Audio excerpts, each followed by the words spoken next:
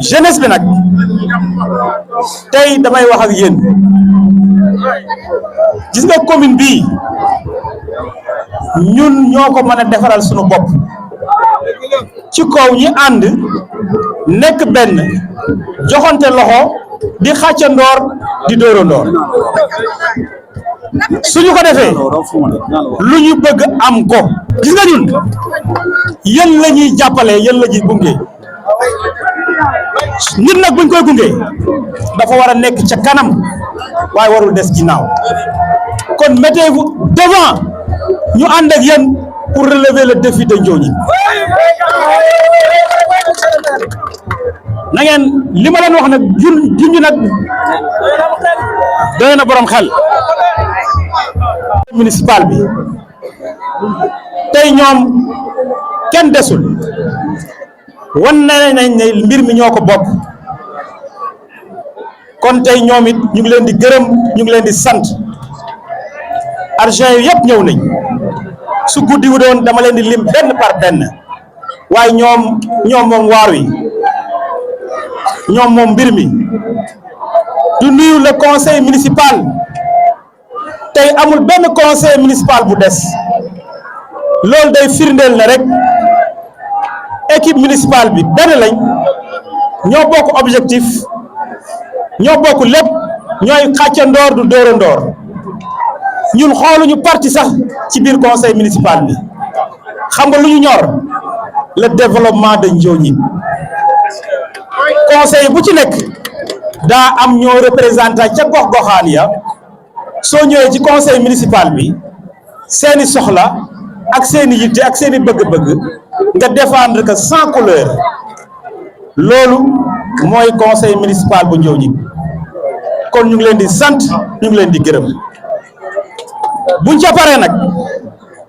lii ñu organisé tey mbirum sport la kon dañuy nuyu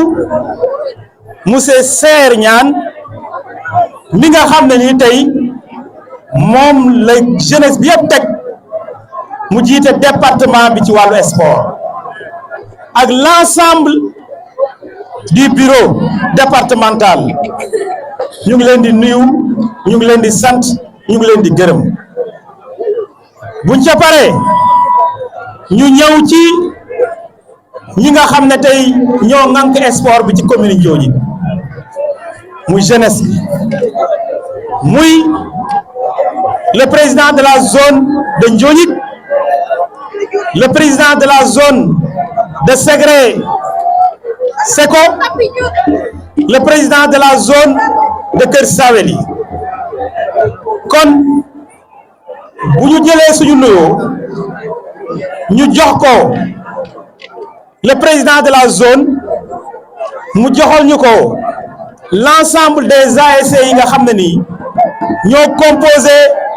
la zone de Ndiogni ñu jëlaat nuyoo bi di ko jox ko président wu zone Kër Saweli mu joxol ñu ko l'ensemble des ASC de la zone de Kër Saweli mais foofu nañ fa taxaw tuuti féliciter l'ASC de Dagga Biram mi nga xam ne tey dañoo jël oto ñëw ngir fekk sil ñi kon ñoom it gàcce ngaalaama loolu aussi bu ñu dañu jël suñ nuyoo ñu jox ko président de la zone de Ségré Seko mu luyul ñu l'ensemble des ASC de la zone de Ségré Seko bu loolu weesoo nag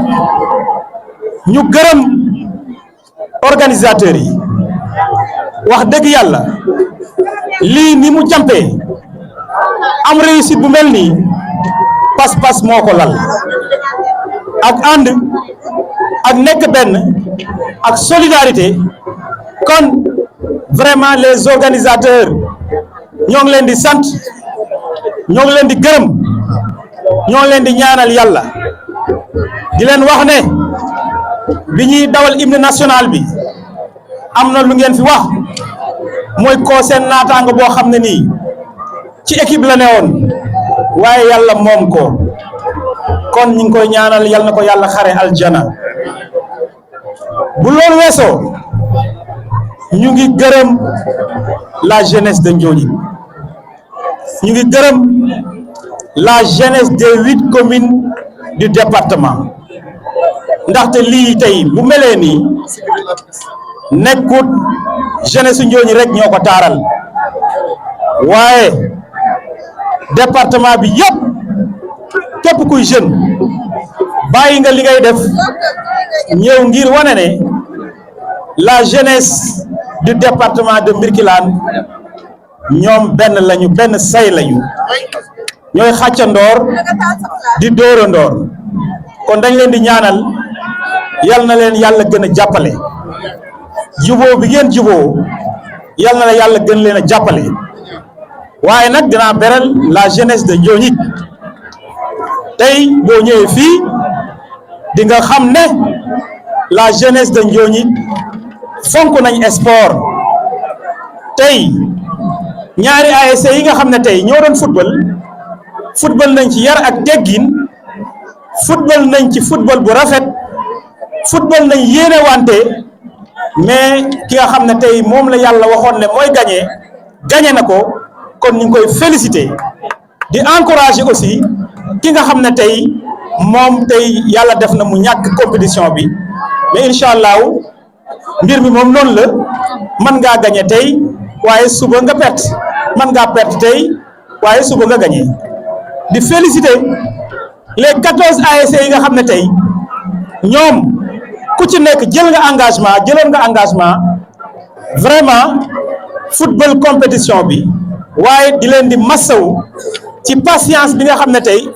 ku ci nekk am na mën a muñ ba ñu football tey ci jàmm ak salaam kon ñu ngi leen di féliciter bu baax waaye it di féliciter jigéeni Ndiogni tey boo ñëwee ci stade bi da nga xam ne jeunesse bi jigéen ñaa ngi ci ndaxte ñoom it bàyyi nañ lépp lu ñu amoon lu ñu nekkoon ñëw jàppale góor ñi ci sport bi kon ñoom it ñu ngi leen di sant ñu ngi leen di gërëm waaye di gërëm mag ñi ndaxte dañ naan mag mën naa bàccim réew tey soo xoolee stade bi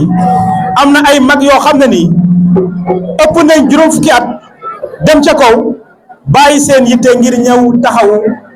xale yi kon ñu ngi leen di sant ñoom it ñu ngi leen di gërëm sécurité bi vraiment sécurité bi ñu ngi leen di yóbbante nuyoo ci le commandant de la brigade de Birkelane à chaque fois ñu soxla ko vraiment dinañu yombalal lépp waaye di gërëm éléments yi fi ñëw gis nañ seen taxawaay ci sécurité bi kon ñu ngi leen di féliciter di wax ne état bi li mu yaakaaroon ci ñoom ba indi leen ci département Birkelane yéen a ngi koy doxal bu baax a baax suñuy collaborateur ngeen ñu ngi leen di ñaanal yal na ngeen fi am jàmm te ëllëg bu ngeen fiy jógee ko yal na ngeen am grade yu gën a kowe di gërëm presse bi ndaxte presse dafa am solo ci réew tey ñu bëri nekkul ci stade bi waaye dara umpul leen fi kon gàcce ngaalaama la presse gàcce ngaalaama la presse de la région de Kaffrine ñu ngi def un plaidoyer ci nguur gi ne nañu gën a jàppale presse bi surtout nag la presse communautaire nañ leen gën a organiser gën leen a taxaw ndaxte ñoom it ci njaboot gi lañu bokk te li ñuy servir population yi am na solo kon ñu ngi leen di ñaanal yéen it yéen a leen gën a jàppale